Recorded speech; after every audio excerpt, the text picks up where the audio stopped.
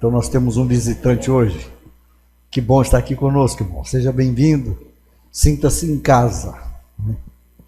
E tem a irmã Ana também, a mãe da Maria, que está visitando a gente também hoje, mais uma vez, não é? Muito bom. Eu tinha preparado um texto, isso tudo aqui de um lado e do outro, para falar sobre caminho, né? Aí a hora que eu cheguei ali, que eu abri a Bíblia, Deus me deu um outro texto, eu queria que a gente caminhasse dentro dele um pouquinho. Você abre a sua Bíblia aí no Salmo 46. Salmo 46, versículo 10 e 11. 46, Salmo 46, 10, 11. Esse Salmo 46, não é? Que começa assim: Deus é o nosso refúgio e fortaleza, socorro bem presente nas tribulações. Então, esse é o Salmo 46. Agora vamos ler o 10 e o 11. Versículo 10 diz assim: Aquietai-vos e sabei que eu sou Deus. Sou exaltado entre as nações, sou exaltado na terra. O Senhor dos exércitos está conosco. O Deus de Jacó é o nosso refúgio. Amém? É uma confissão de fé, não é? Primeiro Deus fala alguma coisa e aí quem ouviu repete, não é? O Senhor dos exércitos está conosco. Esse é um salmo dos filhos de Coré, que eram levitas. E esses coreitas também se arriscavam de vez em quando a compor uma música. E esse salmo é uma composição, claro, cantada no templo, né? Eu fico imaginando que aquela coisa toda do templo ali, os levitas se reunindo, como a gente fez aqui, cantou até agora, e aí alguém apresentava a música, não é? E o pessoal já tinha ensaiado, então cantava. E na maioria das vezes eles cantavam mesmo quando não tinha ninguém no templo, porque eles não estavam cantando para a plateia, para o auditório, eles estavam cantando para o Senhor. Mas o que me chamou a atenção é esse: aquietai-vos. Muitas vezes a gente vai escutar, vai ler na Bíblia, né? Aquieta o seu coração. A gente vai escutar cânticos que falam: aquieta minha alma. Tem tantas expressões, mas essa expressão aquietai-vos, ela só tem aqui nesse salmo, porque está fazendo um eco lá de Êxodo 14, 13, quando Moisés diz para o povo assim: aquietai-vos. Sabe, ela é uma expressão para um momento de excitação, de tristeza, de luta, né, de tribulação. Que, por exemplo, você não vai chegar no cemitério e dizer todo mundo quieto, não é? Porque lá já está todo mundo quieto. Lá já está todo mundo quieto. Então, essa expressão aquietai-vos se refere a uma comunicação com pessoas que estão vivas, não é? Né? Se eu disser: irmãos, aquietai-vos. Tem gente, tá vendo? Tem gente viva aí, não é? Aquietai-vos.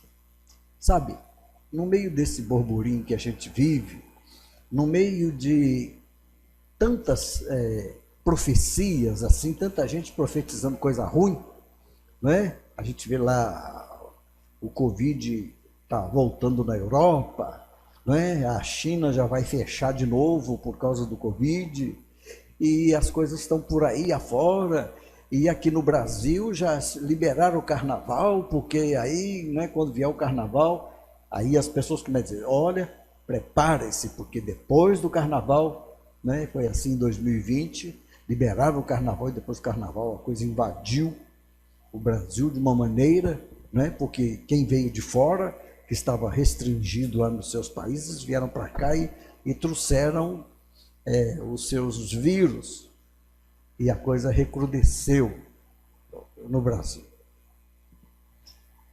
E no meio dessas histórias todas, não é? E as teorias de conspiração, e esse Covid foi um vírus preparado, porque os grandes aí, os bilionários, esses cabeças aí querem diminuir a população do mundo drasticamente, porque já fizeram as contas que daqui a pouco vai faltar comida para todo mundo. Então tem que reduzir a população mundial para ficar mais fácil, não é? A gente ouve o presidente discursar e dizer que de 5 pratos de comida circulando pelo mundo, 1 é o Brasil que banca, é o Brasil que produz, não é? E de repente alguém se levanta e diz, não, vamos importar carne do Brasil, aí um outro país manda para nós, sabe? As pessoas estão procurando quem tem alimento para vender. E a gente vai escutando isso tudo e fica pensando, né, como as coisas estão caminhando para momentos de dificuldade. Mas aí você pega a Bíblia, e eu falei, Êxodo 14:13, está aqui. Não temais, aquietai-vos e vede o livramento do Senhor que hoje vos fará. Porque os egípcios que hoje vedes, nunca mais os tornarei a ver. O Senhor pelejará por vós e vós vos calareis. Essa foi a primeira vez que alguém usou essa expressão, aquietai-vos. E foi Moisés quem falou isso. Sabe quando ele falou isso? O povo havia saído do Egito. E agora eles vinham andando pelo deserto e pararam junto ao Mar Morto. Mar Vermelho, desculpa. E eles viram a nuvem do exército de Faraó que estava vindo atrás deles. E então eles estão parados diante do mar e Faraó vem atrás com seu exército, porque de repente Faraó se arrependeu de ter os deixado sair. É um desaforo, vamos buscar esse pessoal de volta.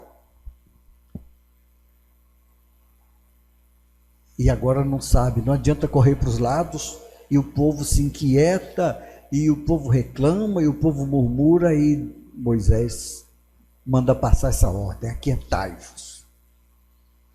Porque esses egípcios que estão vindo aí, vocês nunca mais vão vê-los, porque Deus vai fazer um livramento. Então, aquietai-vos. Sabe, irmãos, eu sei que as lutas estão aí por todos os lados, cada um de nós é afligido de uma maneira, não é? Cada um afligido de uma maneira, cada um de nós pode contar uma dificuldade que está passando essa semana, quando as coisas era para estar tudo certinho, de repente para de dar certo, não é? E as dificuldades vão chegando, e a gente não sabe, não tem resposta. Na maioria das vezes é assim, nós não temos resposta mesmo. Mas sabe, o gostoso de tudo é saber que nós temos alguém que tem as respostas, não é? Quando o salmista cantou lá no templo, aquietai-vos e sabeis que eu sou Deus. O povo ouviu aquilo, não é? Sou exaltado entre as nações, sou exaltado na terra. Sabe, Deus tem louvores em todas as partes do mundo. Quando Israel falhou, Deus disse, olha, vocês falharam, mas o meu nome é exaltado, vocês profanaram o meu nome, mas o meu nome é exaltado em todo o mundo. Em todos os lugares há alguém que conhece Deus, que busca Deus, que procura Deus. E a gente vive, Senhor, que situação difícil.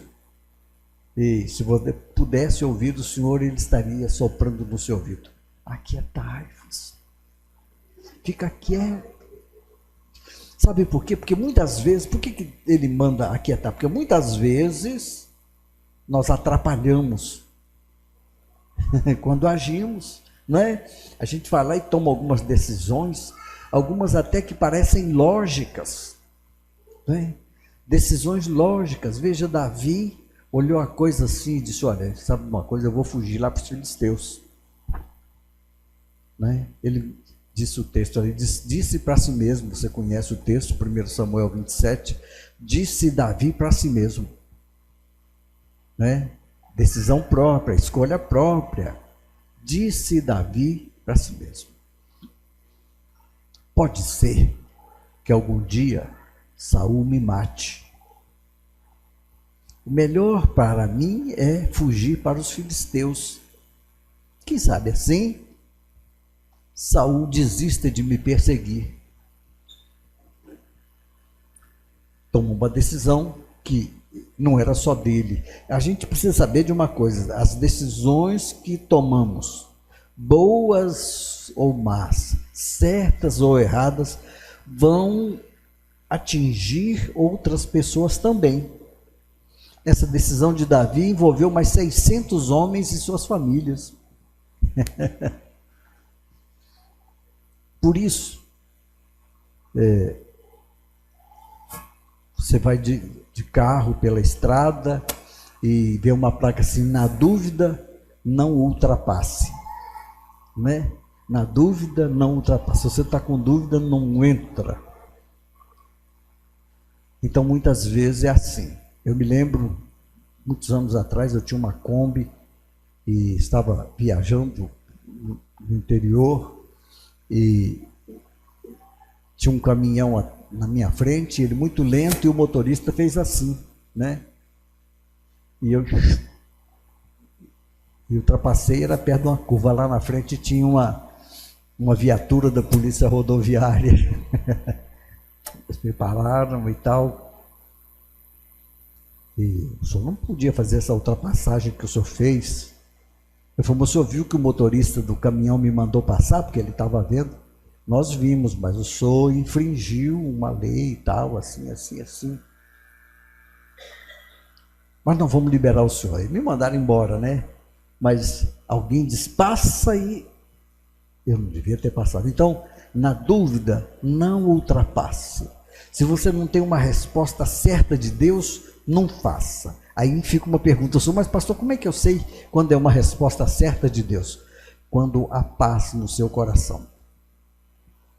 Quando você quer fazer alguma coisa e o coração está em paz, então faça, não é? Porque o Espírito Santo, ele às vezes fica falando com a gente: cuidado, não faça isso, não entre nessa, não se arrisque. E a gente fica doido para fazer, porque você já somou. É lógico, vai acontecer, está tudo certo, não tem nenhum travamento, mas se não tem paz no coração, não entre, né? Paulo escreveu: seja a paz de Cristo o árbitro dos vossos corações. Então, quando o salmista escreve aqui, quando Moisés escreveu lá atrás: aquietai-vos, é porque tem hora que a gente tem que sentar, parar e esperar Deus agir. Não é? Porque quando Ele age, sabe, a vantagem de Deus é que mesmo se Ele atrasar, no nosso conceito, atraso é um conceito de tempo. Nós estamos no tempo e nós temos ideia de que está demorando, está atrasando, né? Mas mesmo se Deus atrasar, quando Ele chegar, Ele tira o atraso. Não é? Quando Ele chegar, Ele tira o atraso. Então, Deus tem, né? Deus não tem problemas com o tempo. O conceito de tempo é um conceito nosso, porque nós estamos no tempo, não é? A gente cantou parabéns aí para alguns aniversários, não é? Esse mês de novembro, 3 aniversariantes, não é? E a gente está esperando o bolo domingo que vem, amém? Amém. Tá. Ah, eu gosto desse povo. Né? Então, temos esse conceito de tempo, mas Deus não tem esse conceito de tempo. Deus tem, vamos dizer, esse conceito de eternidade, de intensidade. Tudo para Deus é agora. Então, quando ele fala lá em Isaías 48, de repente agir, né? De repente é para nós também. Para ele não tem de repente. Deus não se impressiona com nada, não é subornado com nada, não tem que pedir opinião para ninguém. Tudo que ele faz é ele, né? É ele. Então, quando vem assim um conselho de Deus, aquietai-vos, né? E nós cantamos os nossos cânticos aqui, alguns apontaram para essa direção de que Deus vai agir, não é? Deus vai à frente, abrindo caminhos, né? Deus está à frente.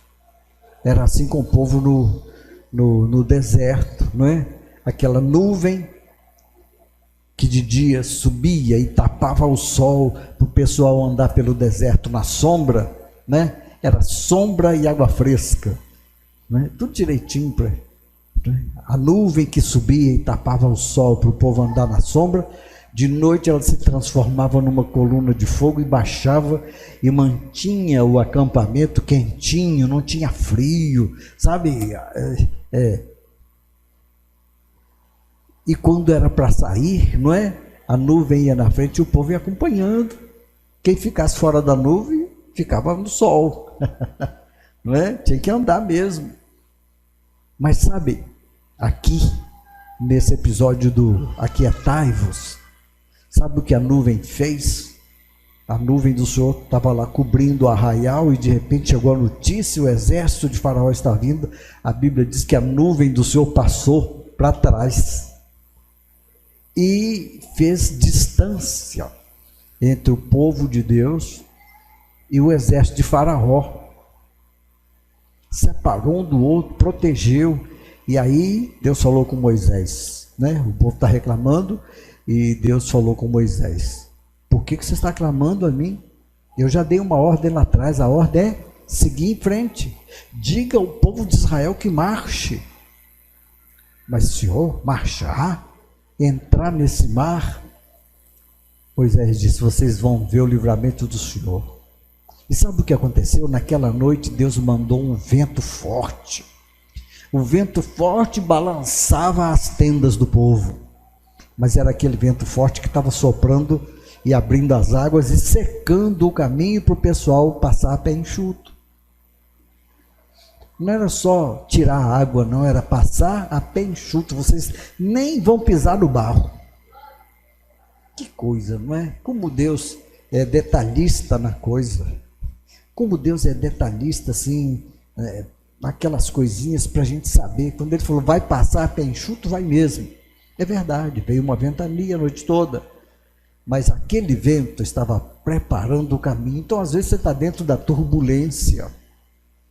Não é? A Bíblia diz que Deus falou a Jó no meio de um redemoinho. A coisa ainda estava rodando ainda. E Deus começou a falar com Jó. Sabe, às vezes você está no meio da tormenta. Às vezes as coisas estão dando errado. De repente, não é? Elias estava lá muito bem, lá no Ribeiro do Querite. Um corvo trazendo um sanduíche para ele, não sei o tamanho, né? Carne, pão, todo dia. Eu não sei onde é que ele pegava não, mas Elias também não queria saber onde é que o corvo pegava. Porque corvo é primo do urubu, ele come carne vencida, não é?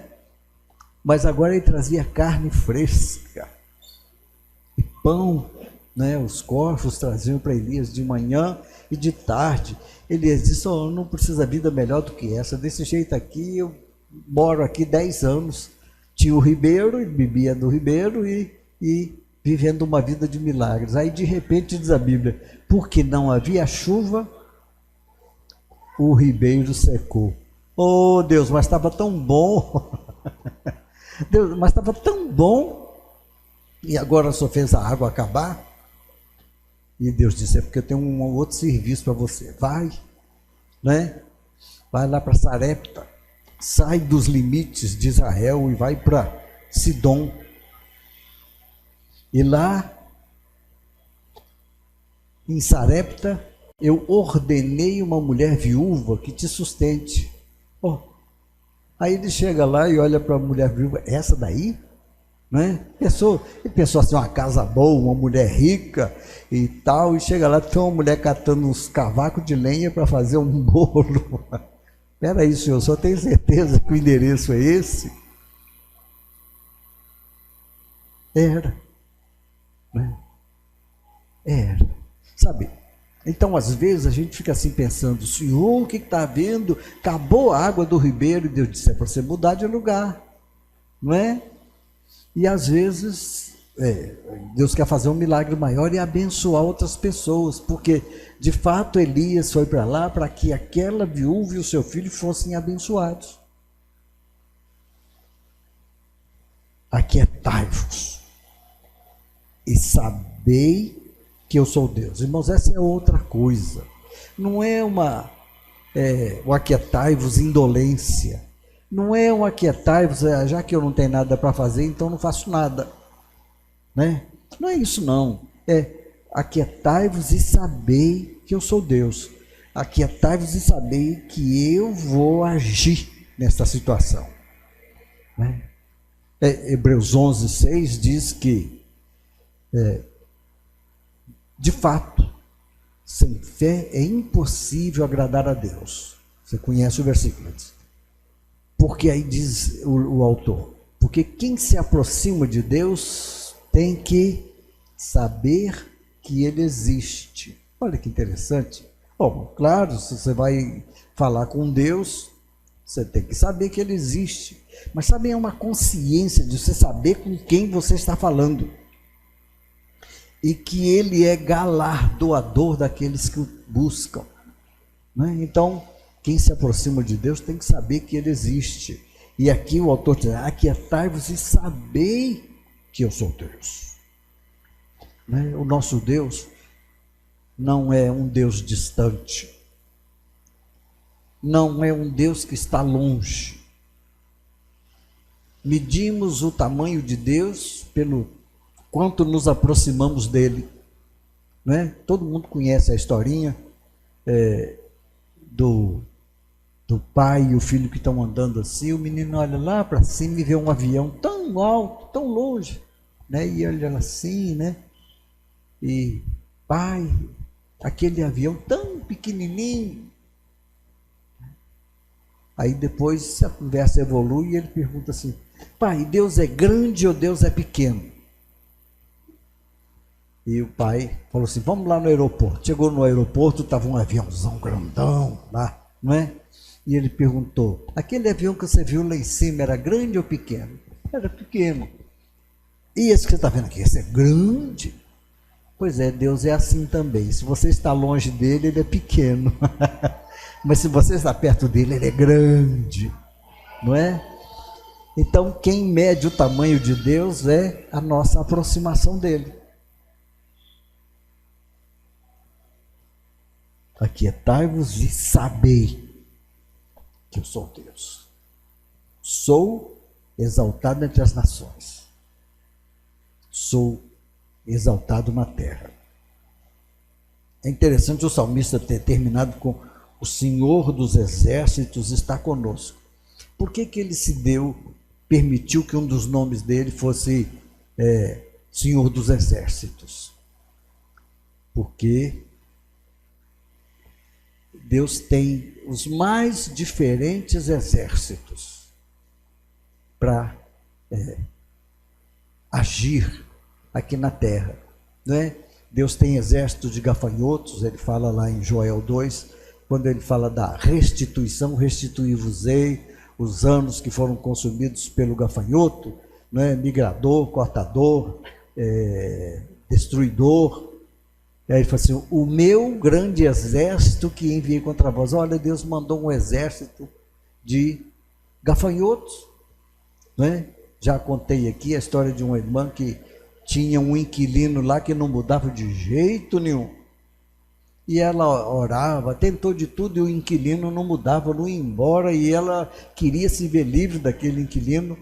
Aí falou: oh, Deus, manda um exército do Senhor.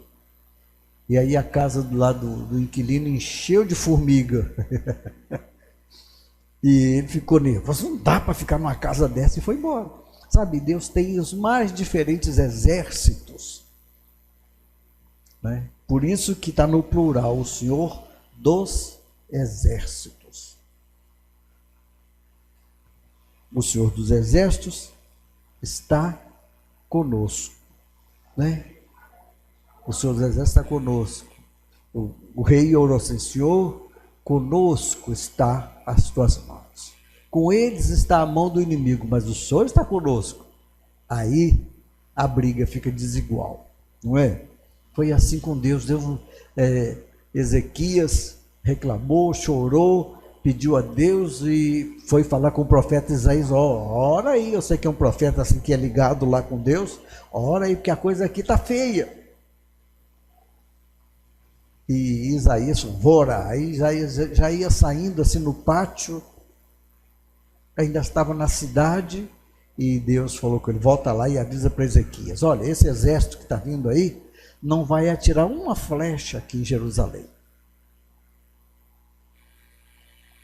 E Ezequias subiu lá no lugar alto e falou para o pessoal da cidade: fica com medo não, Deus está conosco, Deus está conosco.